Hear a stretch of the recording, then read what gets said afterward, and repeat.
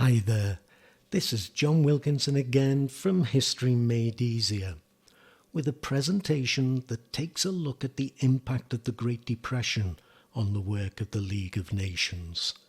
I think you'll find it useful. I certainly hope so, though I have to say that you will find more detail in my ebooks that you can get on Amazon. Now, the impact of the Great Depression can hardly be exaggerated, and it's important that you are aware of that impact. Banks collapsed, businesses collapsed, farm prices collapsed, trade collapsed, all on a scale which made each consequence immensely important. But the biggest impact was on unemployment. The numbers were staggering, and in nearly every case, unemployment was long-term. And for many of those holding on to jobs, their working hours were cut, or else their hourly wage was cut. Either way, shorter hours or reduced wages, their families were having to manage on less money.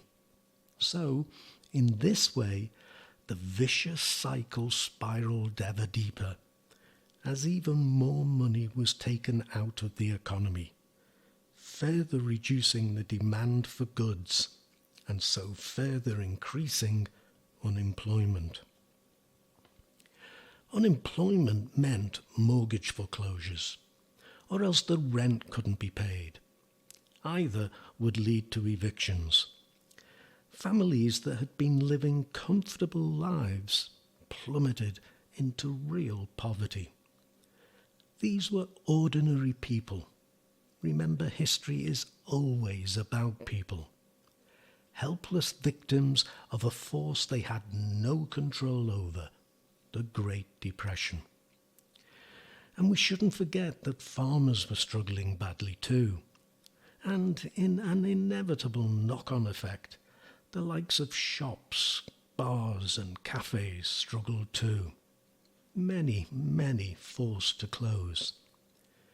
It's also worth adding that the plight of the unemployed was made worse by the fact that welfare systems were inadequate. America didn't have one. And such was the scale of the problem that charity didn't cope. People were suffering, and governments had to respond. So, let's take a look at what happened to governments. In competitive elections, those in government were kicked out. In 1932, the Republican Hoover lost, and the Democrat Franklin D. Roosevelt won the American presidential election. Roosevelt won with almost 60% of the vote, winning all but 6 of the states. Protests against the outgoing Hoover administration were such that some commentators believe that America was close to revolution. Even if that is an exaggeration, there were marches, protests, and extremely violent clashes with workers, with farmers, and even with World War I veterans. In Britain in 1931, the Labour government collapsed, and the party split under the strain of the Depression, and was replaced by a coalition national government. The Liberal Party also split over whether to join the coalition. In 1936, a march on London of unemployed workers from the northeast of England, the Jarrow March or Jarrow Crusade, failed to bring about immediate change, but did have a profound long-term effect on future government policy. In France, the Depression started a little later, didn't hit quite so hard, but lasted longer, and a riot in 1934 led to the downfall of the right-wing government and the election of the Popular Front, led by the French Socialist Party. Now, the point of these examples is to show just how governments were distracted from international affairs. They had their hands full dealing with domestic problems and didn't have the energy or the means to focus on much else. At the same time, in Italy, though Mussolini was already in power, it was the Depression that was the catalyst for the state to seize control of the Italian economy. So much so that in a speech to his Chamber of Deputies in 1934, Mussolini boasted 3/4 of the Italian economy, industrial and agricultural, is in the hands of the state. And that control would enable Mussolini to direct the economy to provide for his military needs. In Japan, a growing number, but particularly the military, felt that Japan had a special mission. Japan should not merely be the leading power in the region, it should dominate Southeast Asia, and non-Asian influences, the Europeans and Americans, should be removed. It followed that Japan would have to prioritize its military. And as the Great Depression bit deep, these feelings came to dominate Japanese policy. It was the collapse of the American market that hit Japan worst of all. It relied on the money from that trade to feed its people. And when both China and America put tariffs, that is import duties, on Japanese goods in order to protect their home industries in the Depression, Japan was left reeling. The Japanese military argued forcefully that the only solution to the problem was an empire. Japan already had the beginnings of one. It had controlled Korea since 1905, and it now looked to Manchuria, north of Korea, as the next piece of territory to be added. So, to Germany. Now, the campaign poster I show on this slide is from the 1932 presidential campaign. It says, "Our last hope, Hitler." And it's clear that the Depression and the resulting mass unemployment does more than anything else to explain Hitler's rise to power. There were other important factors, including Hitler himself, but the Great Depression and unemployment was the key factor. The graphs that show the rise in unemployment and those that show the rise in the Nazi vote virtually run parallel.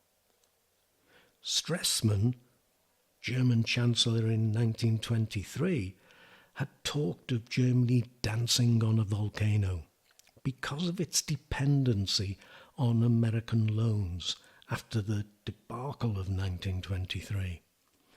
And when the Depression hit, America called in its loans. Now, I would point to 3 things that happened as a result of the Great Depression. First, Weimar again became very unpopular. The golden years were quickly forgotten, but the November criminals, the Treaty of Shame, the events of 1923 were not forgotten. Germans again lost faith in parliamentary democracy. Second, the Nazis, ignored by most Germans in the 1920s, were now listened to, and the Nazis' solutions for Germany's plight: smash the Treaty of Versailles, smash Weimar, smash the communists, rid Germany of Jews and make Germany great again, now resonated with the German people. And third, while elite groups, the big landowners, businessmen, the civil service, the judiciary and to the army came to the conclusion that only a strong authoritarian government could take care of their interests and Germany's interests. This all meant that the League of Nations was now dealing with very different governments, especially if we add Stalin's Soviet Union to the mix. All of them were more nationalistic, with expansionist foreign policies, seeking new markets and sources of raw materials. They were more aggressive, and in the case of Germany and Italy, unhappy with the Paris peace treaties too. Germany wanted to take back what it felt rightly belonged to it, and even expand, uniting all German people within its borders. Italy wanted an empire. The Nazi-Soviet pact showed that Stalin wanted the Soviet Union to expand, and as we've seen, in Asia, Japan wanted an empire too. At the same time, other countries prioritized their own problems. There was pressure on governments to cut expenditure, and this delayed rearmament, even when the aggressive powers made their moves. And they were less inclined to cooperate with the League in imposing sanctions on aggressive powers. Sanctions would mean more jobs being lost in a depression that had already accounted for millions of jobs. The League was facing an impossible situation. Members, no less than 4 permanent members of the League's Council, would leave the League. Japan over Manchuria, Germany over disarmament, or at least that was the excuse, and Italy over Abyssinia. The Soviet Union, having only joined in 1934, was expelled when it invaded Finland at the end of November 1939. This after both Germany and the Soviet Union had invaded Poland. International cooperation broke down as nations simply ignored the League, which lost all authority. We should also note how these aggressive powers were uniting. Germany and Japan agreed an anti-Comintern pact in 1936, Italy joining it in 1937. Hitler and Mussolini agreed the Rome-Berlin Axis in 1937 and firmed that up with the Pact of Steel in May 1939. And Hitler and Stalin agreed the Nazi-Soviet Pact at the end of August 1939. So, in one form or another, the 4 permanent council members to have left the League had formed pacts that were aggressive in nature. It all leaves me with the question, did the League have a chance? With potential questions in mind, some general things for you to consider.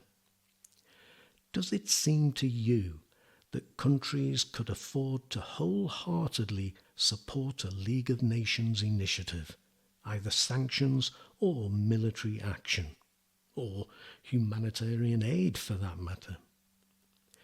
Did countries face serious domestic issues which would have distracted them from other issues? What else might have affected the decisions that were made? There were the Paris peace treaties.